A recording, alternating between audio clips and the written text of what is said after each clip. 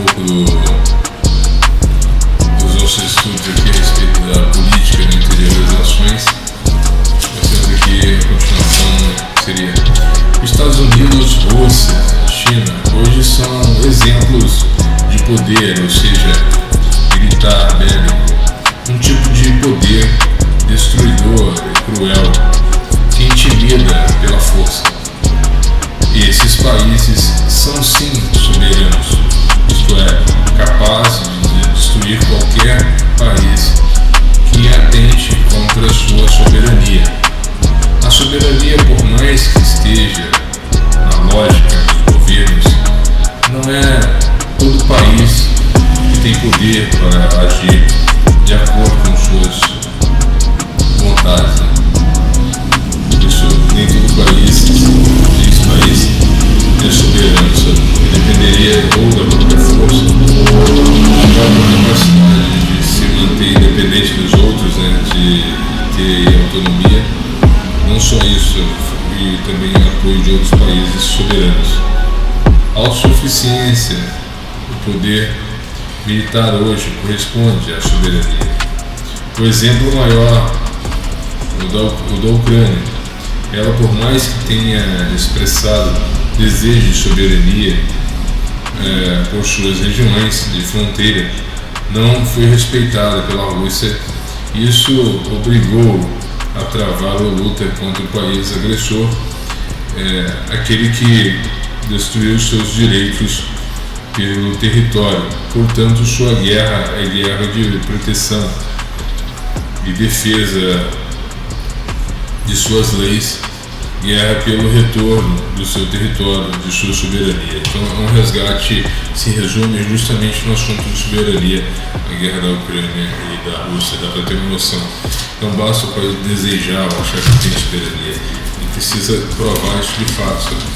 Tem amigos que forcem essa soberania ou ter poder suficiente, independente, que force, que evite um procedimento. Hoje em dia, agora mesmo está tendo uma possível invasão aí por exemplo, no passado, na Argentina, eles não conseguiram manter a soberania sobre o território das Malvinas e perderam. E hoje em dia tem a Guiana lá sofrendo com a sua falta de soberania também, quase invadida pela Venezuela, etc. Então por isso que um país se declarar socialista, primeiro ele teria que cuidar da sua soberania, sabe? Tentar montar um esquema de soberania. Como disse o autor, né? O mundo é uma área de nações que se amam e se odeiam, e a partir disso fazem intercâmbio, comércio, de amizade, inimizade, interação, isolamento, desenvolvimento ou atraso, guerra ou paz. Por isso, quando damos ouvidos a governos vingativos de esquerda, corremos e assumimos o risco de isolamento por parte dos europeus e norte-americanos, o que acarretaria um desastre econômico, uma tragédia nas relações internacionais. Então, assim, a Cuba sabia disso, mesmo estando assim tão longe da potência que, digamos, que colaborava com ela, sabia desse possível desastre e assim assumiu o risco, sabe? E ao assumir o risco, assume também, quem assume risco assume as consequências. A verdade é essa, guerra é guerra. Relações internacionais feridas.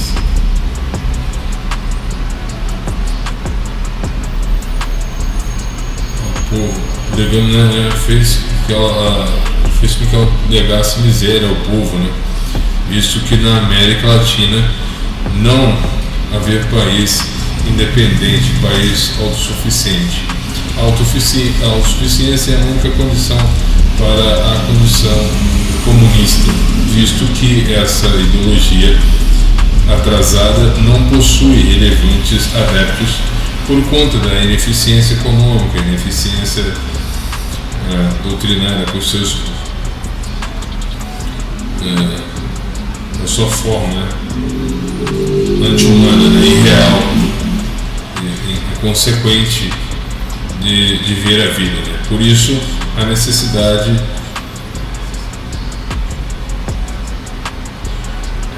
ostensiva, né, de sua divulgação, né, através da doutrinação, por ser antinatural, né? Fora isso, os crimes foram todos expostos pelo livro Negro do Comunismo. Por isso que ela luta por ela precisa dessa, como ela é antinatural, ela precisa de doutrinação, porque sem doutrinação ela não cola, entendeu? Ela não vinga, ela não cresce, ela não dá frutos.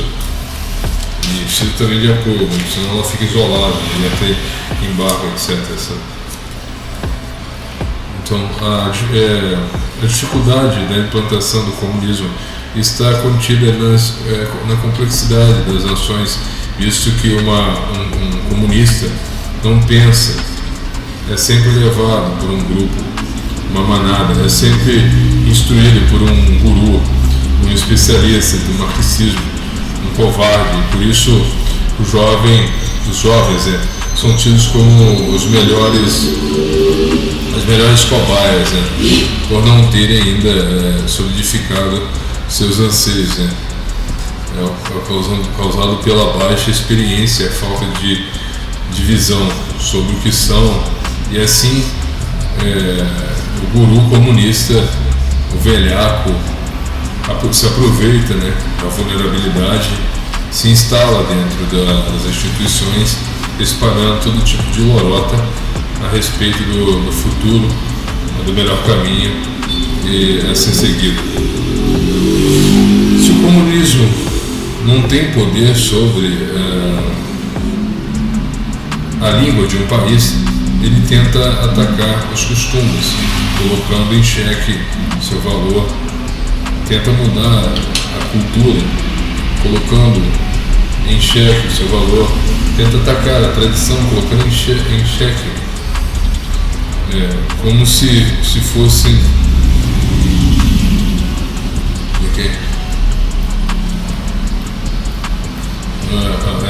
como se a tradição, né,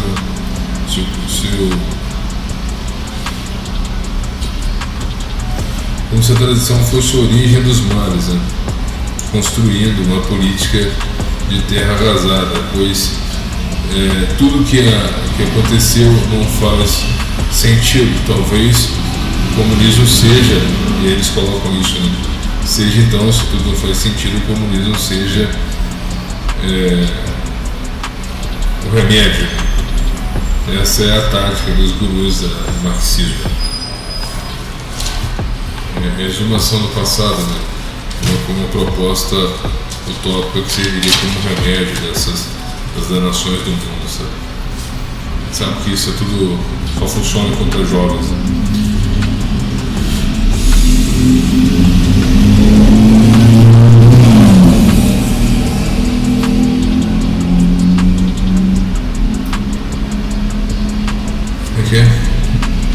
As inseguranças obrigam à formação de uma união de Estado-nação, de algo que pudesse. Então, assim, é isso mesmo. No passado, a insegurança, né? E lembrando aqui o Hobbes, né? No passado, segundo Hobbes também, por meio de Hobbes, no passado a insegurança obrigaram a formação de uma união, né, entre as pessoas, né, de um Estado-nação, de algo que pudesse proteger, né, aquele povo que se reconhecia, se reconhecia contra possíveis agressores interiores e exteriores, o que era justo, considerando, né, ainda um período de barbárie, né. Hoje é comum levantar a bola do capital, do capitalista, do liberal, do conservador, como monstros instigantes de ações agressivas, algo extremamente estúpido e mentiroso, uma inverdade usada para justificar os movimentos revolucionários, movimentos de ruptura, ataque e divisão. No medievalismo, o domínio regular a partir de uma autoridade, né, o rei, né, ou o senhor feudal, aquele que dominava as terras, tendo vassalos como colaboradores.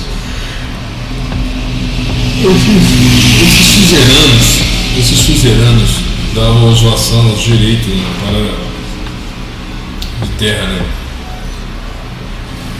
E sem posse, uma troca assimétrica, né, entre comandante e comandado, né? Assim como hoje deseja o sistema socialista, né? Uma relação horizontal anterior à implantação do regime. Então, ou seja, antes do regime eles fazem a propaganda de ser uma relação horizontal, anterior à implantação do regime, mas vertical depois da sua implantação, inclusive tirando o direito, né, das pessoas de herança, né, das pessoas de possuírem terras, né, propriedades, né, daí por diante. Essa é a ideia.